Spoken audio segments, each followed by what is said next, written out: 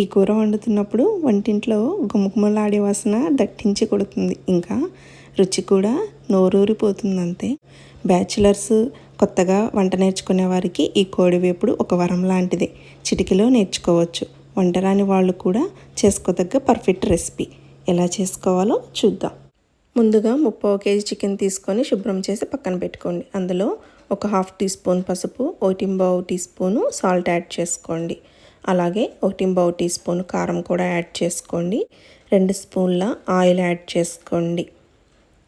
కడిగి మేనేజ్ చేసుకొని పెట్టుకుంటే చిటికీలో తయారైపోతుంది ఈ ఫ్రై. అలాగే 2 రెబ్బల కరివేపాకును కూడా వేసుకోండి.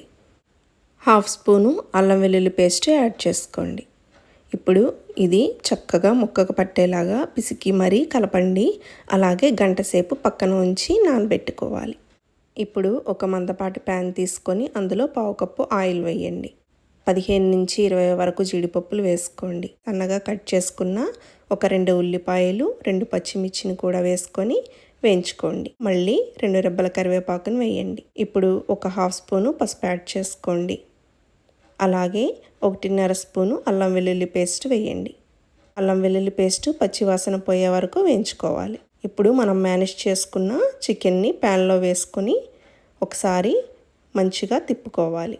ఈ విధంగా కలిపిన తర్వాత 2 నిమిషాలు హై ఫ్లేమ్లో ఉంచండి. ఆ తర్వాత ఈ విధంగా నీళ్లు వస్తాయి.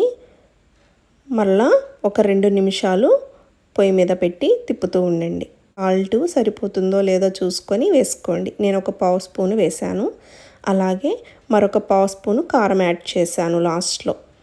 ఇవన్నీ కూడా ముక్కలకి బాగా పట్టే విధంగా కలుపుకోవాలి. మరొక నిమిషము మూత పెట్టి గ్యాస్ పైన ఉంచి తర్వాత కొత్తిమీర వేసుకొని దించేయడమే.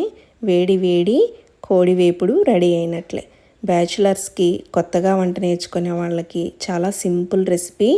హడావిడి లేకుండా ఇంట్లో ఉన్న ఐటమ్స్తోనే చాలా తక్కువ శ్రమ తీసుకొని ఎక్కువ టేస్టీగా చేసుకోవచ్చు ఈ రెసిపీని.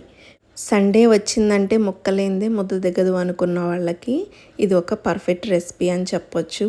ఇట్లాగా కోడి వేపుడు చేసుకొని మనం రసం కానీ ఏదో ఒకటి చేసుకొని నంచుకొని తిన్నామంటే ఇంకా మరి ఏ కూర పనికిరాదు, అంత బాగుంటుంది. చూసారా ముక్క కూడా ఎంత బాగా ఉడికిందో. నాకు తెలిసి ఇంత సింపుల్గా కోడివేపుడు రెసిపీని ఎవరు చెప్పుండరు.